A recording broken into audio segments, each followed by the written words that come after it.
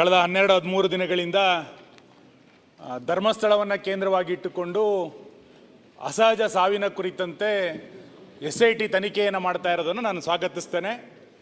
ಸರ್ಕಾರ ಇದರ ಕುರಿತಂತೆ ಸತ್ಯಾಸತ್ಯತೆಗಳು ಬರಬೇಕು ಅನ್ನೋದ್ರ ಬಗ್ಗೆ ನಮ್ದು ಯಾರ್ದು ಕೂಡ ಭಿನ್ನಾಭಿಪ್ರಾಯಗಳಿಲ್ಲ.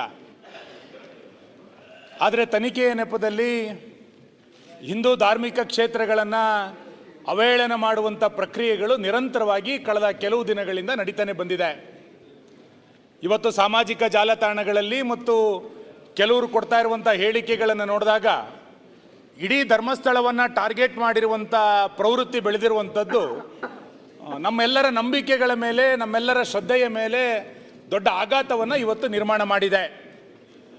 ಆರಂಭದಲ್ಲಿ ಅನಾಮಿಕ 5 ಗುಂಡಿ, 6 ಗುಂಡಿ, 10 ಗುಂಡಿ, 13 ಗುಂಡಿ ಅಂತ ಹೇಳಿ ಇವತ್ತು 15-16 ಗುಂಡಿಗಳನ್ನು ತೆಗೆದರೂ ಕೂಡ ಏನೂ ಸಿಕ್ಕಿಲ್ಲ ಅನ್ನುವಂಥದ್ದು ಮೇಲ್ನೋಟಕ್ಕೆ ಗೊತ್ತಾಗಿದೆ.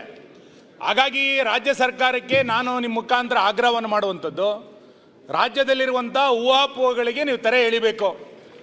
SITಯ ತನಿಖೆ ಯಾವ ಹಂತಕ್ಕೆ ತಲುಪಿದೆ, ತನಿಖೆ ಇನ್ಯಾವುದೋ ದಿಕ್ಕಿನ ಕಡೆಗೆ ಹೋಗೋದಕ್ಕಿಂತ ಮುಂಚೆ ಇನ್ಯಾರೋ ಬಂದು ಹೇಳ್ತಾರೆ ಎನ್ನುವ ಕಾರಣಕ್ಕೆ ಎಷ್ಟು ಗುಂಡಿಗಳನ್ನು ಕೂಡ ತೆಗಿಲಿಕ್ಕಾಗಲ್ಲ. ಹಾಗಾಗಿ ಧಾರ್ಮಿಕ ನಂಬಿಕೆಯ ಮೇಲೆ ಯಾರು ಅಪಪ್ರಚಾರಗಳನ್ನು ಮಾಡ್ತಾ ಇದ್ದಾರೆ ಅಂಥವ್ರ ಮೇಲೆ ಕ್ರಮವನ್ನು ಕೈಗೊಳ್ಳಬೇಕು. ಧರ್ಮಸ್ಥಳದ ಪಾವಿತ್ರ್ಯತೆಯನ್ನು ಕಾಪಾಡಲಿಕ್ಕೆ ಸರ್ಕಾರ ಎಚ್ಚರಿಕೆಯನ್ನು ಕ್ರಮವನ್ನು ಕೈಗೊಳ್ಳಬೇಕು ಅನ್ನುವಂಥ ಹಿನ್ನೆಲೆಯಿಂದ ಈ ತನಿಖೆ ಎಲ್ಲಿಯ ತನಕ ಬಂದಿದೆ ಅನ್ನುವಂಥದ್ದನ್ನು ಮಾನ್ಯ ಗೃಹ ಸಚಿವರು ತಕ್ಷಣ ಒಂದು ಹೇಳಿಕೆಯನ್ನು ಬಿಡುಗಡೆ ಮಾಡಬೇಕು ಅಂತೇಳಿ ನಾನು ಸರ್ಕಾರವನ್ನು ಆಗ್ರಹಿಸ್ತೇನೆ. ಇನ್ನೆಷ್ಟು ಗುಂಡಿ ತೆಗಿತೀರಿ ಅನ್ನುವಂಥದ್ದು ಕೂಡ ಸರ್ಕಾರ ಎಷ್ಟು ಗುಂಡಿ ತೆಗಿತೀರಿ, ಇಲ್ಲಿಯ ತನಕ ಮೂಳೆ ಸಿಕ್ಕಿದೆಯಾ ಅನ್ನುವಂಥದ್ದನ್ನ ನಾನು ಹೇಳಿದ್ದೆ, ನಾಳೆ ಡೀಟೇಲ್ ಚರ್ಚೆ ಕೊಡ್ತೇನೆ ಅಂತೇಳಿ. ಈಗಲೇ ಅರ್ಜೆಂಟ್ 1 ನಿಮಿಷ ಅಂತ ಹೇಳ್ತೀರಿ. ಈಗ ಮಾನ್ಯ ಅಧ್ಯಕ್ಷರೇ,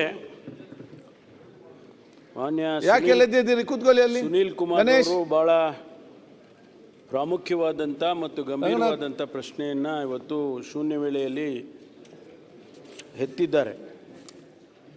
ನಾವು ಸರ್ಕಾರ ಏನು ಕಂಪ್ಲೇಂಟ್ಸ್ ಬಂತು, ಜೊತೆಗೆ ಆ ಭಾಗದ ಜನಸಮುದಾಯದ ಒತ್ತಾಯದ ಮೇಲೆ ಇದಕ್ಕೆ ತನಿಖೆ ಮಾಡಬೇಕು ಅಂಥೇಳಿ ತೀರ್ಮಾನ ಮಾಡಿ ಅದನ್ನು 19/7/25 ಒಂದು SITಯನ್ನೇ ಪ್ರಾರಂಭ ಮಾಡಿ ತನಿಖೆಯನ್ನು ಮಾಡೋದಕ್ಕೆ ಆದೇಶ ಮಾಡಿದ್ದೇವೆ. ಈ ತನಿಖೆ ನಡೀತಾ ಇದೆ. ತನಿಖೆ ಪೂರ್ಣ ಆಗಬೇಕು, ಅದಕ್ಕೂ ಒಂದು ಕಾಲಮಿತಿನೂ ಕೂಡ ಇರುತ್ತೆ. ತನಿಖೆ ಅಂತ ಹೇಳಿದರೆ ಎಷ್ಟು ತಾವು ಹೇಳಿದಾಗೆ 100 ಗುಂಡಿಗಳನ್ನ ಹಗಿಯೋದಕ್ಕೆ ಸಾಧ್ಯ ಆಗೋದಿಲ್ಲ. ಆದರೆ ಒಂದು ಹಂತಕ್ಕೆ ತಲುಪಿದ ಮೇಲೆ ಖಂಡಿತವಾಗಿ SITನವರು ವರದಿಯನ್ನು ಕೊಡ್ತಾರೆ. ಆ ವರದಿ ಬಂದ ಮೇಲೆ ನಾನು ಹೆಚ್ಚಿನ ಮಾಹಿತಿಯೊಂದಿಗೆ ಉತ್ತರವನ್ನು ಕೊಡಬಹುದು. ಆದ್ದರಿಂದ ವರದಿ ಬಂದ ನಂತರ ನಾನು ಇದಕ್ಕೆ ಉತ್ತರವನ್ನು ಕೊಡ್ತೇನೆ. ಆಯ್ತು,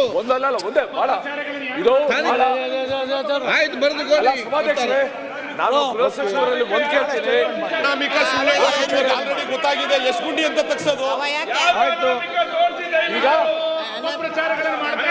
ಅನಾಮಿಕ ಎಲ್ಲೆಲ್ಲಿ ತೋರಿಸಿ ಎಲ್ಲ ಕಡೆ ಎಕ್ಕಾಗುತ್ತೆ. ಈಗ ಅವನು ಅನಾಮಿಕ ಬುಲ್ಡೋಲಿಂದ ಸಿಕ್ಕಿದೆ, ಬುಲ್ಡೋಲಿಂದ ತಂದ ಅವನು.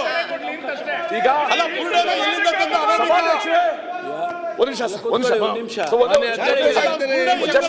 ಗೊತ್ತಾಗಬೇಕಲ್ಲ. ಈಗ ಉಸ್ತುವಾರಿ ಸಚಿವರು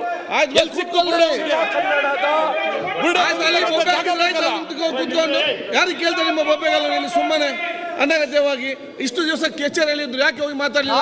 ಕಚೇರಿಯಲ್ಲಿ ಅಲ್ಲಿ ಹೋಗಿ ಮಾತಾಡ್ಬೇಕಂತ ಆಫೀಸಲ್ಲಿ ಅಲ್ಲಿ ಮಾತಾಡಿದೆ. ಅವರು 0 ಪ್ರಶ್ನೆ ಎತ್ತಿದಾಗ ನೀವೆಲ್ಲ ನಿಂತಿರ ಅಂತ ಹೇಳಿದ್ರೆ